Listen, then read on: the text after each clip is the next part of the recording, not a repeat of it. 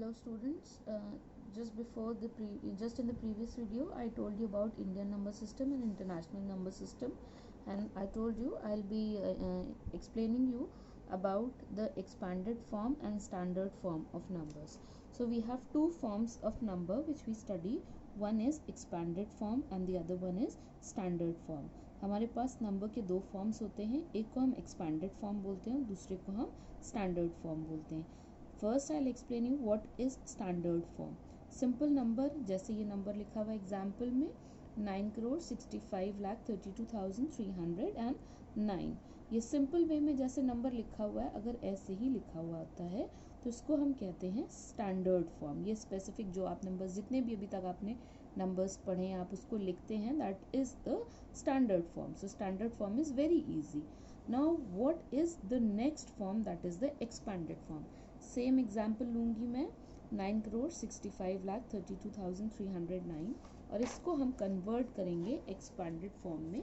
Example के through आपको ज़्यादा डिटेल समझ में आएगी कि कैसे किसको बोलते हैं एक्सपैंडेड फॉर्म.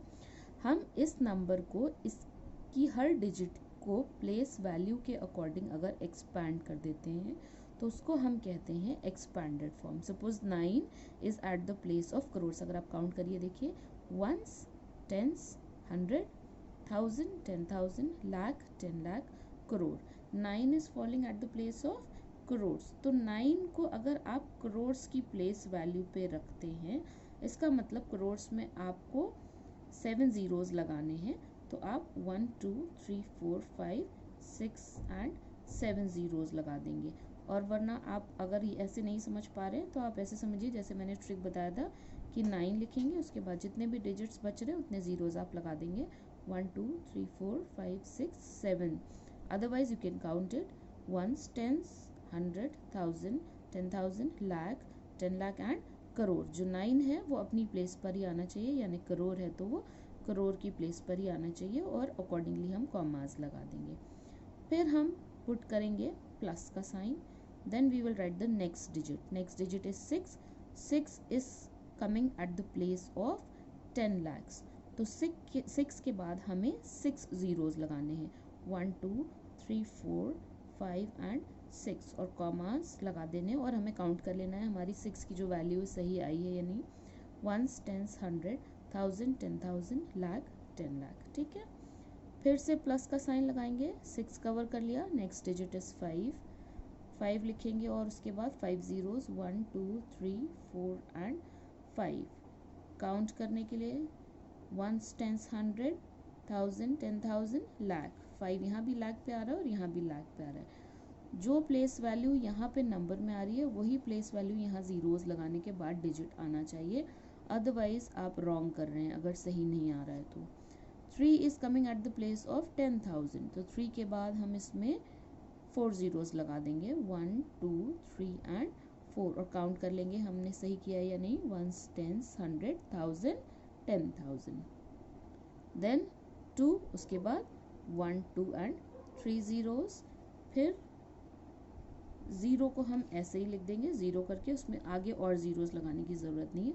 और लास्ट में 9 वंस की प्लेस पर आ रहा है. सॉरी, मैंने 3 मिस कर दिया, उसके पहले 3 है तो 3 लिखेंगे. 3 के बाद हमें 2 जीरोज़ लगाने हैं क्योंकि 300 प्लेस पे, उसके बाद 0 है. फिर उसके बाद 9 है और 9 वंस प्लेस पे, वंस में एक भी ज़ीरो नहीं लगता है, इसलिए हम इसको वंस प्लेस पे ऐसे ही रहने देंगे. ये है एक्सपैंडेड फॉर्म. ठीक है. एक्सपैंडेड फॉर्म से स्टैंडर्ड फॉर्म पे आप कैसे आ सकते हैं, आप सारे डिजिट्स लिख लेंगे जैसे दे रखे हैं. 9 6 5 3 2 3 0 एंड 9. फिर काउंट कर लेंगे हमने सही किया या नहीं. वंस प्लेस पे तो वंस, ज़ीरो की कोई प्लेस वैल्यू नहीं होती है तो इसलिए यहाँ लिख दिया. 3 आ रहा है 100 प्लेस पे तो वंस, टेंस, 100, इसका मतलब सही किया हमने. Once, tens, 100, 1000. 2 आ रहा है 1000 प्लेस पे. वंस, टेंस, 100, 1000, यहाँ पे सही आ रहा है. Ones, tens, 100, 1000, 10,000. 3 आ रहा है 10,000 की प्लेस पे तो यहाँ चेक करेंगे 3 10,000 की प्लेस पर आना चाहिए. Ones, tens, 100, 1000, 10,000. फिर यहाँ पे हम चेक करेंगे अब 5 कौन सी प्लेस पे आ रहा है. Ones, tens, 100, 1000, 10,000, lakh. तो यहाँ 5 लाख की प्लेस पर आना चाहिए. वंस, टेंस, 100, 1000, 10,000, एंड लाख, इसका मतलब 5 भी सही है। ऐसे ही 6 काउंट करेंगे और ऐसे ही 9 काउंट करेंगे और अल्टीमेटली ये हमारा नंबर बन गया आपका स्टैंडर्ड फॉर्म में। तो स्टैंडर्ड फॉर्म से एक्सपेंडेड फॉर्म में भी कन्वर्ट कर सकते हैं बाय प्लेसिंग द जीरोस, और एक्सपेंडेड फॉर्म से स्टैंडर्ड फॉर्म में कन्वर्ट कर सकते हैं बाय रिमूविंग द जीरोस। सिर्फ आपको इस बात का ध्यान रखना है कि जो डिजिट जिस प्लेस पर आ रही है नेक्स्ट फॉर्म में उसी प्लेस वैल्यू पे आनी चाहिए, अदरवाइज आपका रॉन्ग हो जाएगा। तो ये होता है difference between the standard form and expanded form. Now your homework is class, you will be doing the exercise, the next exercise that is 1B। इसमें आपको सारे क्वेश्चंस करने हैं, सब के सब कॉपी में करने हैं, ठीक है। मैं आपको पार्ट्स रिटन में दे दूंगी होमवर्क, आपको पार्ट्स कौन कौन से करने हैं, सारे पार्ट्स नहीं करने, कुछ फेयर कॉपी में करने, कुछ प्रैक्टिस कॉपी में करने। मैं आपको बताती हूँ नेक्स्ट पिक्चर में, फ़ोटो आपको सेंड कर दूंगी होमवर्क लिख के कि आपको कौन से पार्ट्स फेयर कॉपी में करने हैं और कौन से प्रैक्टिस कॉपी में करने हैं। Thank you.